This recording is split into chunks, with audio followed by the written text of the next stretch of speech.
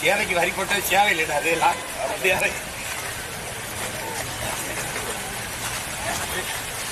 வரி வெக்கமா இருக்கு சேவை சரக்கு மட்டும் சரக்கு போட்டு இல்லை போட்டு அதெல்லாம் இல்லை நான் ஒன்று ஒன்றா சொல்லணும் அந்த பசங்க ஒன்று சொல்லணும் உட்காருங்க அது தெரியுமா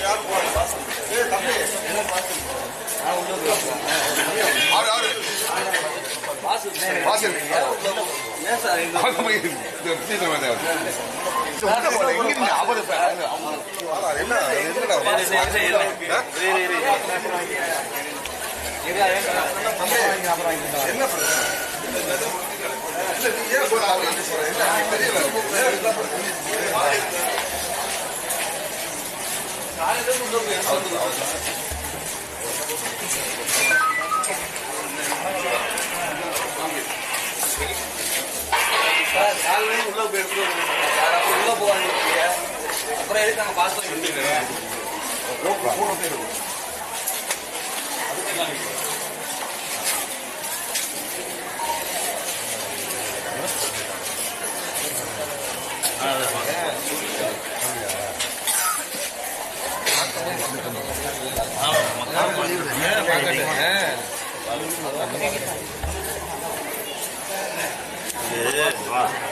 மக்களை பார்க்கணும் புரியுதா நீ கட்சிக்காரங்க ஒதுங்கி நிற்கும் சந்திக்கணும்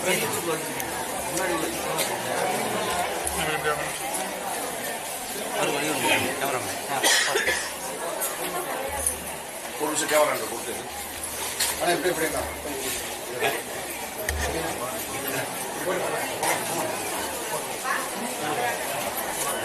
போகலாம் அது எப்படியே போயிடலாம் இடம் இருக்கு அப்படி இதில் போயிடலாம்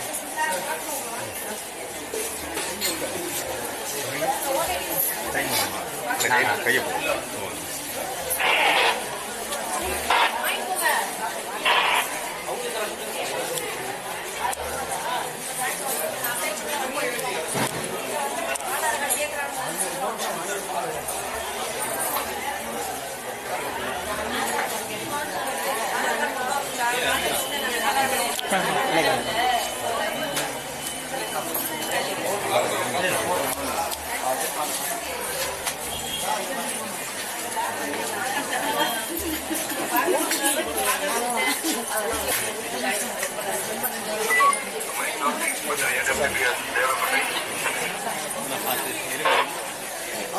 சென்னைக்கெல்லாம் உங்களுக்கு இல்லை சார் காலையில் கூட நான் கொடுத்துருக்கேன் வரணும் எலெக்ஷன் கொடுத்துருக்காங்க உள்ள போகக்கூடாது ஏன் சொல்றீங்க இல்லை சார் இருப்பாரு சொல்லிடுறேன்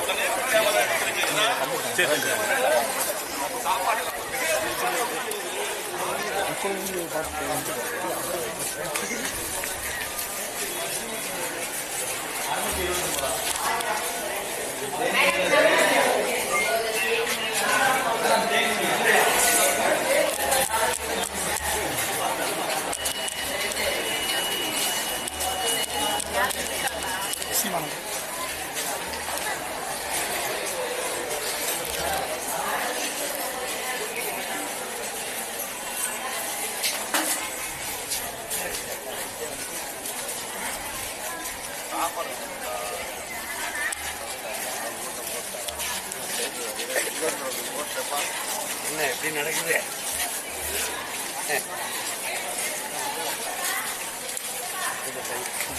ஆமா ஆமா சொல்லிட்டாங்க.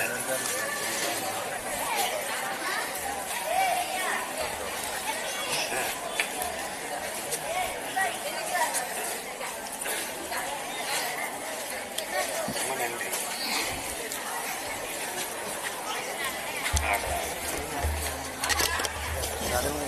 இங்கேதான் இருக்கும்.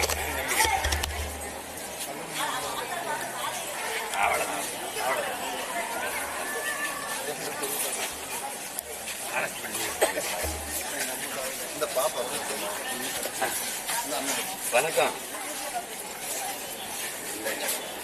சார்.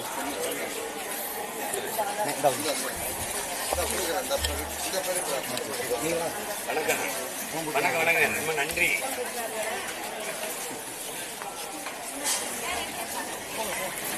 அப்படி பாடுற மகனை பாடுறாங்க உங்களா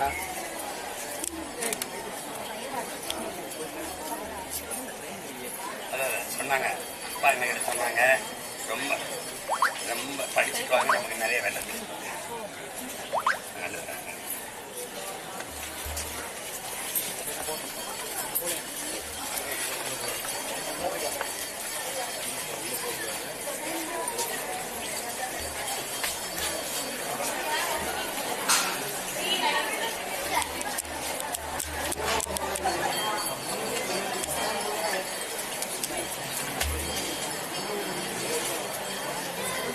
ஜன்னல் வெளியே எடுக்கணும் பாருங்க. கை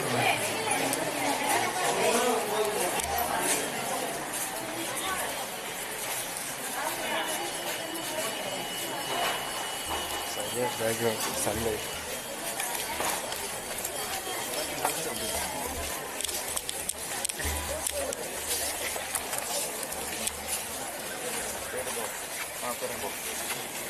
உட்காந்துருக்கா எடுத்து இருக்கு.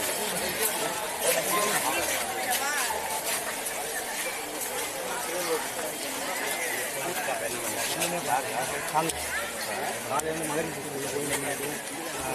அவங்க காங்கிரஸ் அது அங்கேருந்து பொதுமக்கள் தகவல் சொல்லி அதெல்லாம் அவங்க போய் தகவல் போலீஸ் ஊடகத்தை உள்ள விட மாட்டேங்குது, எல்லாம் பண்ணுறன்றாங்க. அப்போ அதை தெரியாமல் என்ன பண்ணாங்க? நேற்றுலேருந்து தகவல் சொல்கிறாங்க, பணம் கொடுக்குறாங்க, அந்த தகவலை எல்லாத்துக்கும் பணம் தான் கொடுக்குறாங்க. எல்லாம் பார்த்து அதையும் பார்க்க மாட்டேங்கிறாங்க. புயல் இந்த மாதிரி பண்ணுறாங்க, ஓட்டு உள்ள கம்மியில் செய்திருக்காங்க, வாக்கு செய்திருக்காங்கன்னு சொல்கிறோம். அதையும் காணுங்க. இந்த பக்கம் இப்போ ரெண்டாவது பிடிச்சது சண்டை போடுறாங்க.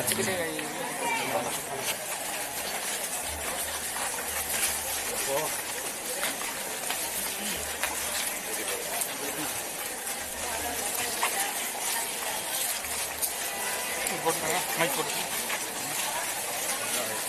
ஒருத்தர் வராங்க.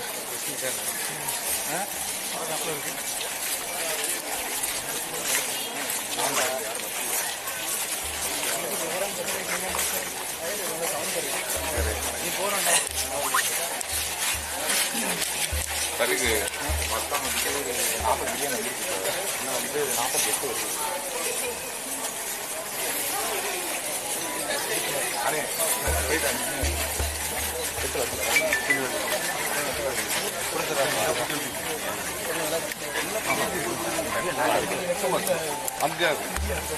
தகவல் அறியுங்கடா. இல்ல வாக்களிப்பதன் அவசியம் மட்டும் என்ன மட்டும் இல்ல இதை வந்து நீங்க வந்ததே வந்து எனக்கு இங்கே வந்ததுதான் தெரியும். அங்க வந்து யாரும் சொல்ல தெரியல.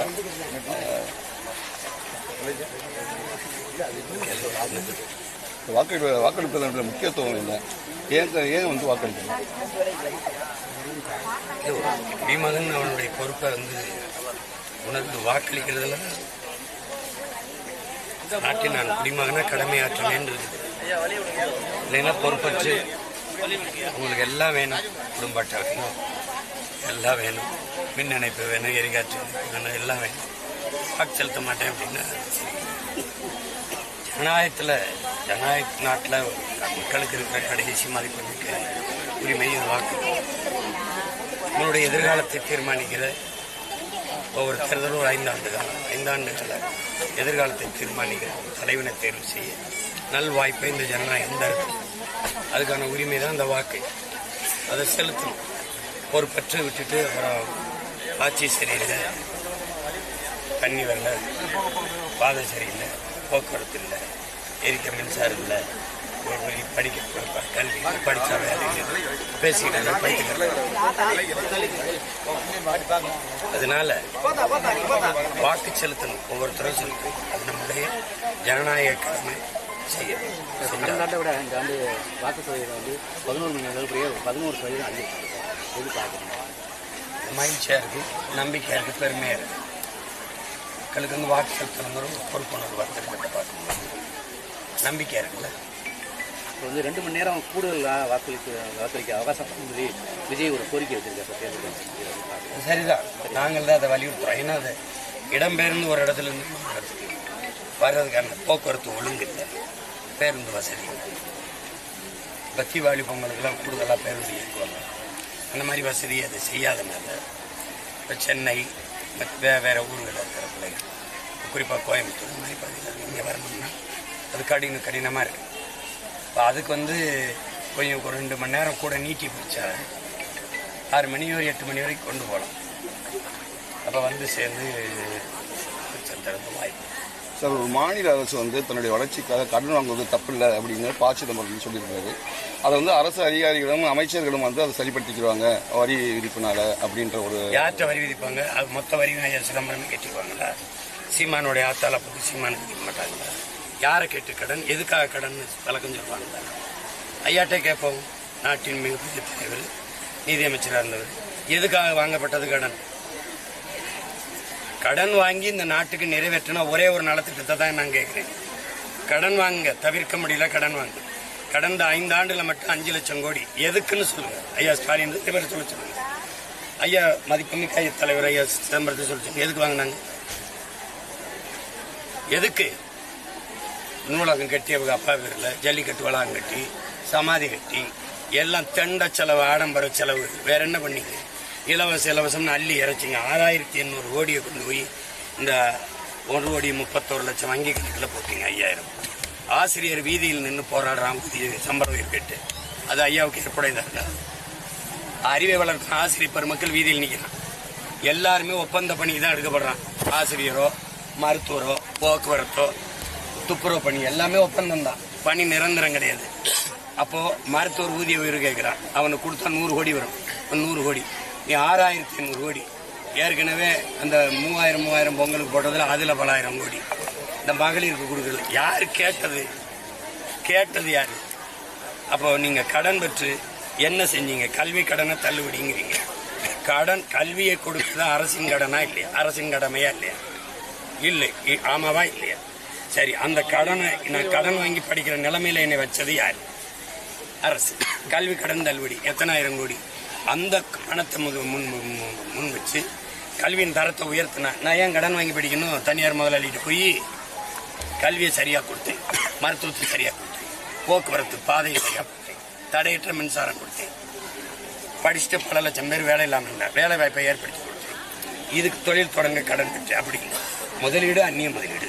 வர்ற முதலாளி சிப்கார்டு மப்கார்டுன்னு வெளி முதலாளி. நீ எதுக்கு இந்த 10 லட்சம் கோடி 10 லட்சம் கோடி கடன் வந்து சொல்ல எதுக்கு பெற்றீங்க? அது வந்து அவங்க அதிகாரிகள் பார்த்துப்பாங்க. யார்கிட்ட மொத்த கடனை இவங்க கட்டணும்ல. 100 நாள் வேலைக்கு போற எங்க ஆத்தால அப்பனும் வரி கட்டணும்ல. கட்டணுமா இல்லையா? அப்புறம் நீங்க மின் கட்டண உயர்வை பத்தி ஐயா சிதம்பரத்தோடைய கருத்தண்ண, சொத்து வரி உயர்வை பத்தி கருத்தண்ண, பத்திரப்பதிவு கட்டணம் பல மடங்கு உயர்ந்திருக்கு, அதை பத்தி கருத்தண்ண.